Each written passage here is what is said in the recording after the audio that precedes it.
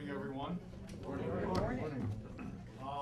It was a real pleasure to be invited by George to come and speak about CEOYLA.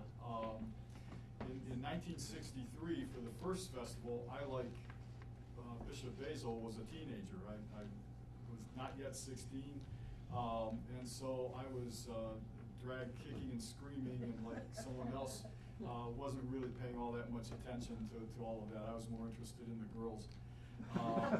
But by 1977, I was intimately involved with CEOYLA and intimately involved with the planning of the festival. By 1977, I believe EOYA was added. EOYA was the Bulgarians. And so we had the Bulgarians, the Russians, the Greeks, the Serbs, the today Antiochians, the Ukrainians, the Carpatho-Russians, and the Romanians. And so the Bulgarians were added prior to 1977, and that kind of expanded by at least one of the organizations, CEOYLA. CEOYLA was a wonderful organization. It had as its mission essentially what the OCL's mission is, as I understand it, and that is to create one holy Orthodox church in America. And we always had the idea that we could do that as a groundswell kind of thing from the ground up, and that we could be the catalyst for creating that one holy Orthodox church in America. That was probably, not probably, that was very naive of us. But after all, we were considered Orthodox youth at that time. And in fact, we weren't, it wasn't all youth. All the organizations had people that were in their 30s and 40s and so on. But all of us had youth components, certainly the FRC did. And, but at that time, it was a pretty young group of people that were involved in CEOYLA. 1977, I was 30. I had just been elected the year before president of the FROC. I wasn't yet 30; I was 29 at the time. And so there were a lot of young people that were involved in all the organizations. And one of the things that has been so wonderful about CEOYLA is the relationships that you built and kept. Two of my closest and dearest friends, Dan Mickle and John Hadigan, are His Eminence's, part of His Eminence's flock. And Dan and John were presidents of AROY, and I was president of the FROC. Dan at that time was president of AROY, and so we got to be friends, and to this day we're still very close friends. I got to host, as the president of the FROC, we were holding our convention at the William Penn here in Pittsburgh, and I got to host all the presidents of the CEOYLA organizations for a cocktail reception in the presidential suite at the William Penn. That was pretty heady stuff for a 29-year-old guy, and so I got to know all those people. But we worked together for years. In 1977, I was the treasurer of CEOYLA. By 78, I believe, I was elected chair of CEOYLA, but in 77, I was the treasurer. So I was very intimately involved. Now, there was also a treasurer handling the festival, but I was the treasurer of CEOYLA. And as Ron pointed out, or maybe Jim pointed out, all the organizations had to change their conventions. Again, we held it during Labor Day weekend in Pittsburgh, and all the organizations, the FROC met every year at Labor Day, but I think we were one of the few. The rest of the organizations all had to get in line and change their conventions and move their conventions to Pittsburgh to be able to do this. So this thing was at least 3 years in the making to line all this kind of stuff up. I remember AROY actually met in Youngstown and then took buses and cars to come to Pittsburgh for the 77 festival. So it was rather, that was from the standpoint of the organizations having to adjust everything to be able to get there. Then you had to get all the hierarchs in line. That was a whole nother matter.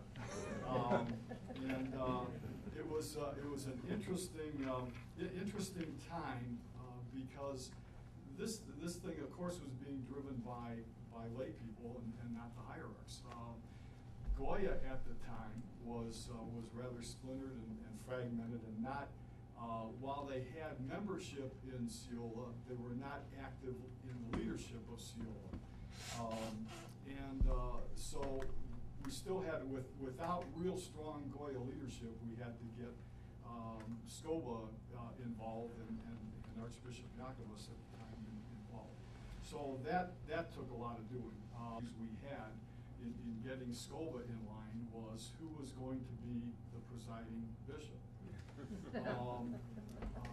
And so we went on the first year that we were planning this thing, trying to get SCOBA to decide who would be the presiding celebrant.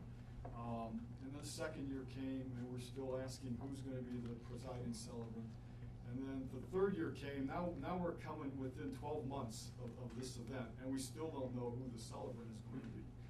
To top it all off, as we in Orthodoxy are wont to do, we had UOL, the Ukrainian Orthodox League, whose metropolitan was considered non-canonical.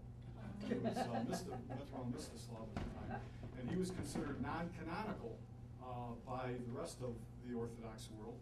And so, UOL was involved in CEOYLA very heavily. They were active. They took a real leadership role, and we're telling them, well, your metropolitan is not going to be able to be on that stage.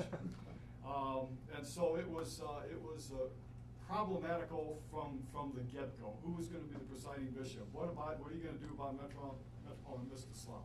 And so all these things were going on back and forth, back and forth. Finally, SCOBA, getting close to it, finally decided, okay, Metropolitan Mstislav would be able to be on stage, but he can't celebrate. He can't be a concelebrant with the rest of us. So we said, well, that's not going to work. He can't do that. So then finally, we're probably 6 months out, and Archbishop Yakovus says, okay, we'll choose one celebrant, and the rest will all be kind of standing on the stage, but they won't all be concelebrated. And we said, okay, well, who's the celebrant going to be? Well, we have to decide. Now we're getting closer and closer and closer. We're now 3 months away, and we're even just weeks away, and we don't know who the celebrant is. Finally, Metropolitan Yakovus said, well, the presiding celebrant will be the oldest bishop in terms of consecration. Well, at the time, and forgive me, I'm not casting any aspersions to the Greeks, but at the time, Yakovus thought that the Greek bishop in Pittsburgh was the oldest by date of consecration. Oops. But the OCA fooled them, because we moved just weeks before that event, we moved Bishop Theodosius, who later became Metropolitan Theodosius. We moved him from Alaska to become the Bishop of Pittsburgh. And by days, he was the oldest the oldest bishop by date of consecration. And so, totally not by his design, Archbishop Yakovus then had to relent and say, okay, Bishop Theodosius would be the presiding bishop. So those are the kinds of things that we went through throughout that whole thing. And then, of course, we had Metropolitan Mstislav up there, and he was allowed to be on stage, and we got through all this. But the kinds of things I was telling the folks sitting with me in the back, the kinds of things that the OCL has fought in their 25 years, CEOYLA did all that. We've been there, done that, and so I can relate. Believe me, I can relate very well. in '77, we had one big choir. We didn't have, 7 different choirs or 8 different choirs. We had one big choir. And Father Igor Soroka who's here in Denora, Pennsylvania, has been here for most of his priesthood. Father Tom's uncle was the choir master for this big choir.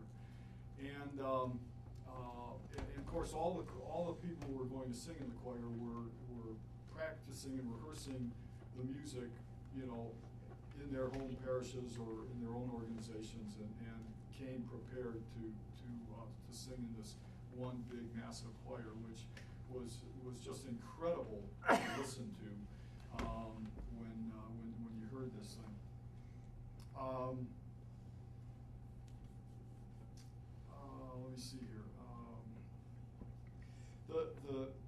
We opened the Dome again for the '77 festival, and I believe we were singing "O Lord, Save Thy People," and so. And at that point in time, everybody was invited to sing. And as we're all singing, "O Lord, Save Thy People," the dome opens up to a bright blue sky.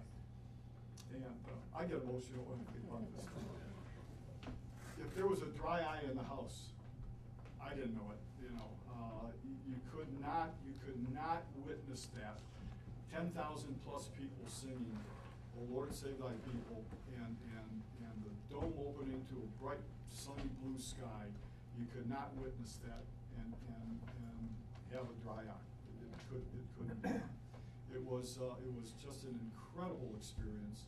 I wish now that I had paid a lot more attention in '63 to it all, but like I said, I was looking at the girls now. So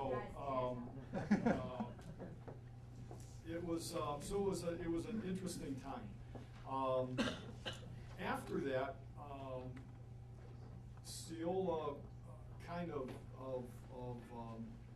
kept on going. I was not involved anymore after I left the presidency of the FROC, and it was always the president of the FROC that was involved on the board at CEOYLA, so I got away from it. But I was saddened as the '80s came and you could see CEOYLA slipping away, and I think it was John Martin, Your Eminence, who was one of your, passed away now, but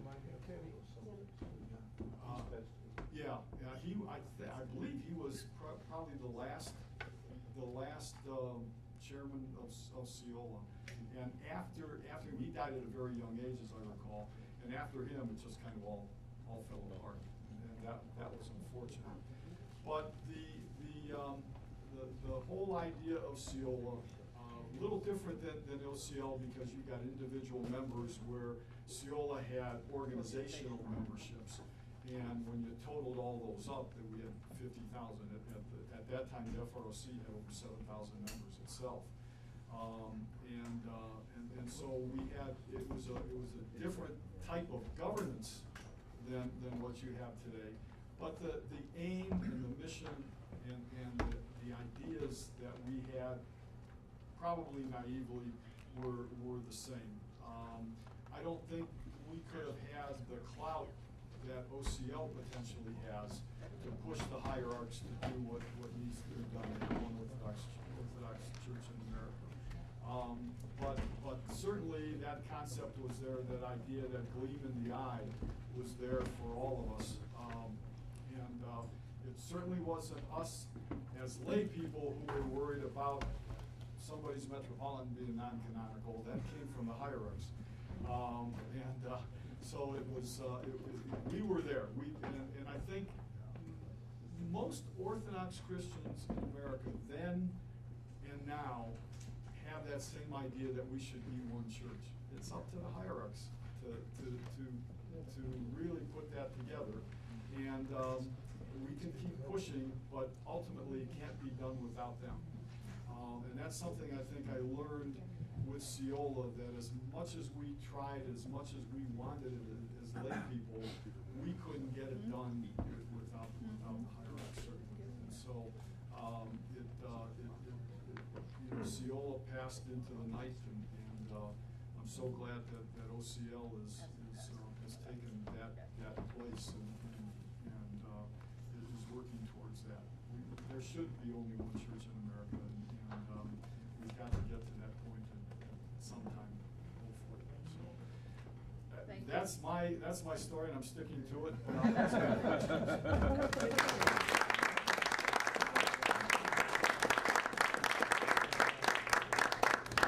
Any questions? Yes. Yep. How big was the festival in '77? It was a full arena. It was over 10,000. So it was comparable to '63? Oh, yeah. Maybe not quite as many people, but very close. Yeah. Were there any others that large? Not that I can recall ever anywhere. So Yeah. '63 was the first and was a full house. '77 was Pretty close. Close to a full house. Were there others, similar ones, that were done in the same fashion in between? No, after '77. How about in between '63 and '77, however? How many what? How, in between '63 and '77? There was nothing of that magnitude. The '63 and '77 festivals were the only things that I'm aware of that magnitude anywhere in the United States. It's such a shame that we couldn't build off of those two events. I understand why it took 14 years to go from '63 to '77 to get that festival, because it's a mammoth task. And at the time, Ed Anisco, who later became Father Gregory Anisco, was the chairperson of the '77 festival, and he's the guy with Joe Baldowski. They were both from New Jersey, who had to go to New York, to Englewood, New Jersey, to all these different places, meeting with hierarchs, trying to get the support for all of this, and to get all the organizations to fall in line and move their conventions to that time frame. It was a mammoth task, and so it's not surprising that there was 14 years, but from '63, it was probably 10 years later that the thought started developing to build into what became the '77 festival. And it was probably a little more than 3 years of actual planning time to get us there. But it's a mammoth task. How old were the leaders in both situations? How old were these people who were leading? We were all right in that same age. 20s. Between 25 to 35. You know, like I said, in '77 I was 29. So, the people from Aroy, the people from UOL, we were all in that same. In '63, how old was Joseph at that time? I don't know. He was. I didn't know him. Ernie was- Villas I knew, but I didn't know. Whatever happened. He was in his middle 30s. Maybe it's a question of why. Whatever And happened. at that to time, the- Soya didn't have, after the- Goy had the 35-year limit, Soya kind of let you. How old were you at the time? I was about that age, 33, 34, something like that.